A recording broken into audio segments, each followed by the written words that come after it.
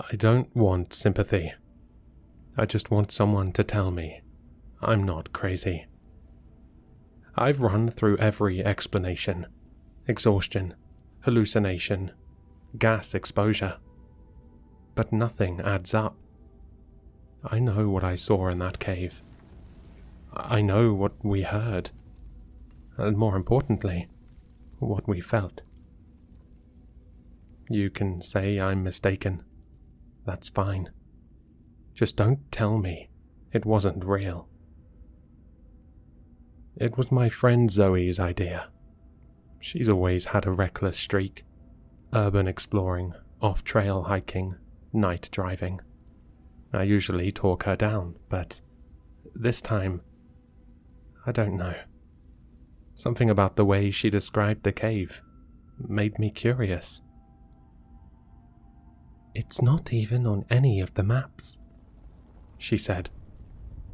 A guy on the geology forum posted coordinates before his account went dead. Said the wind didn't blow the same down there. I should have said no. We left early. Just 2 backpacks, headlamps, spare batteries and a rope line. No cell signal where we were going. The cave entrance was narrow, more of a seam in the rock than a mouth. You had to slide in sideways between slabs of limestone to even reach the chamber. The inside was colder than it should have been. Still air, like nothing moved in or out. Zoe made a joke about ancient burial grounds. I didn't laugh. There was a dampness to the walls, like sweat, not moisture. The rock was wrong too. It looked like it had been scored with something. Thin, deep gouges, inconsistent in pattern. Not pickaxe marks, not natural erosion. It looked deliberate. We went deeper. The light from the surface was long gone, and all we had was the thin white cone of our headlamps. The passage narrowed, then opened into a wide chamber. I remember thinking the ceiling looked too high for how far we'd gone down, like we were standing in a space that shouldn't exist. Zoe moved ahead of me, scanning the walls. That's when we found it. A bundle of bones, tied with what looked like human hair, hanging from the ceiling by a crude length of sinew. No carvings, no symbols, just a mass of bones, gently swaying. I whispered, "Zoe, I don't think this is abandoned." She didn't respond right away. When she finally did, her voice was hollow. "This wasn't here in the photos." Photos? She hadn't mentioned any pictures before. I didn't ask. I was too focused on the smell that was suddenly thick in the air. Like meat left in the sun, but sweeter. That's when I heard it. Something scraping stone. Not close, not far. Somewhere in that massive, impossible chamber with us. I turned, and for a second, I thought I saw something move. Long and thin, almost like a shadow peeled away from the wall and slipped out of sight. Zoe was already backing up. Her face had gone pale beneath the headlamp's glow. I grabbed her arm and whispered, "We need to go. Now." She didn't argue. We turned, retraced our steps. But the tunnel didn't look the same. The gouges in the walls were deeper now, fresher, some still wet. Zoe started muttering under her breath. "I counted it. I counted the turns. I swear I did." I told her to keep moving, keep the rope line in hand. But when I reached for it, there was nothing. The rope was gone. Just a frayed end, cut clean. Something had taken it, and it wasn't done with us yet. Zoe was unraveling. Her breaths were fast and shallow, fogging up the inside of her headlamp lens. I grabbed her by the shoulders, more to steady myself than her. "Hey," I said, quietly but firmly. "We need to keep our heads. You counted the turns, right? So think, what's next?" She shook her head, eyes wide. I don't know. I did count them, I swear. 3 right, 2 left, slope downward. But this isn't where we came in." I glanced around. The stone felt tighter somehow, angrier. The air had thickened, like the cave was exhaling slowly, and we were breathing in its rot. The smell was stranger now, clotted, sickly sweet.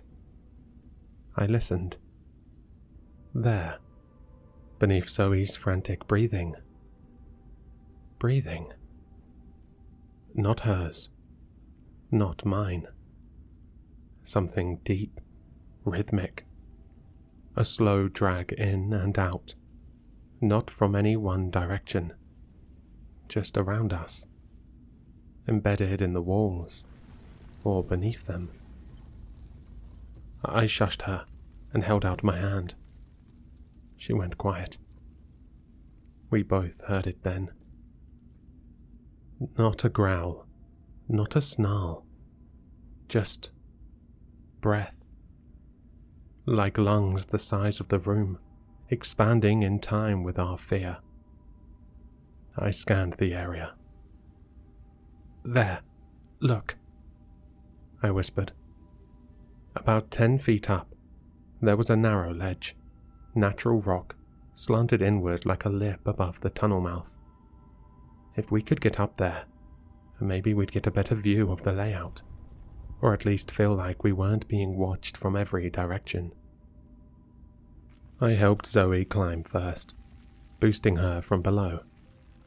Her boots scraped and kicked loose gravel, and I winced with every sound. My turn was harder. My fingers trembled against the sharp stone, my legs aching from tension and cold. But I made it. The ledge was wide enough for us to crouch. Our lights reached further up there. And that is when I saw it. A shape just outside the cone of our beams. It was too tall. That was my first thought. Not like a person. Like someone had been stretched upright. Arms long, joints sharp. Body so thin you could see where the ribs nearly pierced the skin. Its back was turned. Pale, scabbed flesh stretched tight over its frame. Its head scraped the ceiling. And it was listening. One long arm curled out and touched the wall, claw tips dragging across it gently, like it was feeling vibrations through the stone.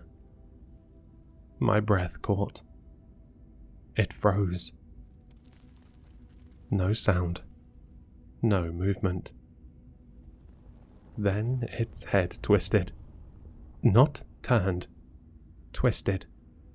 The neck bending like a broken branch, until one sunken, pupilless socket faced our direction. It didn't blink. It didn't move.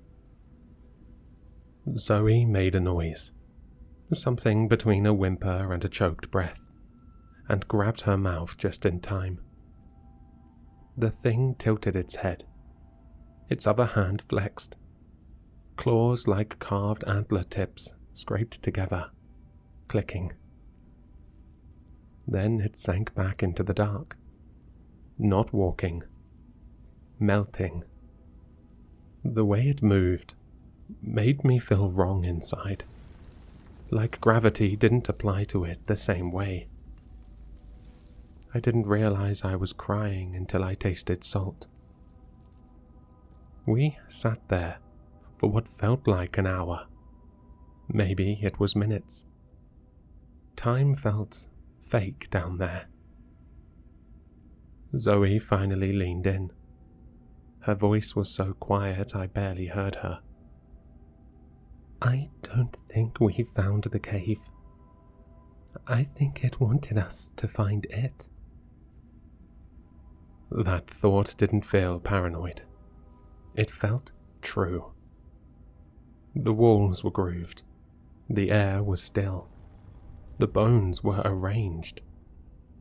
This wasn't some forgotten tunnel. It was a trap, baited with something only the desperate or curious would follow. I pulled out the first backup flashlight and checked our gear. Still had a flare, half a bottle of water, no rope, one knife. We couldn't stay up here. Whatever that thing was, it knew now. We had to move. I started to climb back down when I saw something strange in the rock below.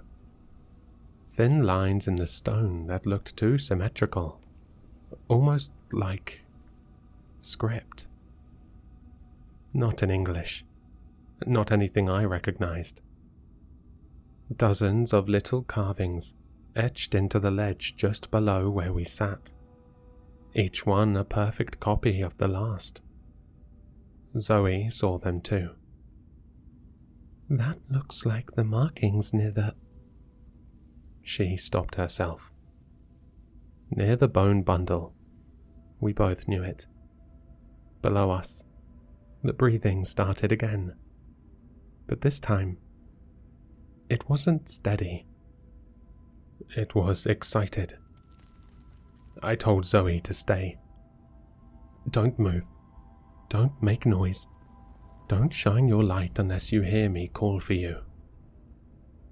She didn't argue, just nodded with that hollow, hunted look. Her hands gripped the rock until her knuckles went white. I climbed down from the ledge and slipped into the corridor on the far side, one we hadn't seen before. It felt older than the rest. The walls here were darker, like the stone itself had been scorched. Not from fire, from time, or something older than time. My boots crunched something brittle beneath them. I didn't look down. The deeper I moved, the warmer it got. Not physically. That's not the right word. It was like the space remembered heat. A stale, decaying warmth that stuck to your skin like grease. I turned a corner and found another chamber. This one was smaller, oval-shaped. The walls weren't stone anymore, at least not naturally. They were carved into reliefs, figures I didn't recognize, arranged in circles, each with their heads bent toward the center. In the middle of the room was a pit. I don't know how deep it went. My light couldn't reach the bottom, but I could hear it. Something moving down there. Slow, wet, rhythmic. It didn't echo. I backed out before whatever was down there noticed me. When I returned to the ledge, Zoe was gone. No blood, no drag marks, no scuffle. Just gone. Except there was a new bone bundle hanging from the rock just below where we had been sitting. Fresh. Not skeletal, not cleaned. Something wet still clung to the twine holding it together. I didn't scream. I didn't cry. I couldn't. My body locked up. My mind flooded with one thought that repeated over and over. It took her. My flashlight flickered. Not out, just dimmed. The way a dying memory does in the back of your mind when something older pushes forward. I ran. I don't remember the path I took, only that the cave shifted around me. The same hallway split and doubled back. I saw my own footprints over and over again. And then I didn't. There were no footprints, no dust, just smooth stone, as if nothing and no one had ever walked there before. When I finally collapsed, I was staring up at a patch of sky. Pale morning light filtered through a hole barely large enough to crawl through. Roots hung like fingers. I pulled myself out with everything I had left. I don't remember how I got back to the car, or how I drove. I woke up in my apartment 2 days later, dehydrated and covered in scrapes. Zoe's things were still in the trunk. She's never been reported missing. No records, no digital footprint. It's like she was erased the moment we stepped into that place. Except, yesterday, someone slid something under my door. A strip of pale leather, tied around a bundle of hair. Zoe's. I recognized the braid. There were markings burned into the leather, same as the carvings in that cave. I've spent hours trying to match them to anything. Runic scripts, tribal symbology, ancient languages. Nothing matches exactly, but one symbol keeps showing up. It looks like a figure, bent backward over a ring of thorns. Sometimes it's drawn with antlers, sometimes it has no face, sometimes it looks like it's smiling. I'm not posting this for clout. I don't care if anyone believes me. I'm posting it because I found something else burned into the inside of the leather. Not in ancient script. In English. 5 words. You were meant to watch. I haven't slept since, and I'm not sure I should. Because sometimes, just before dawn, I hear breathing in the walls.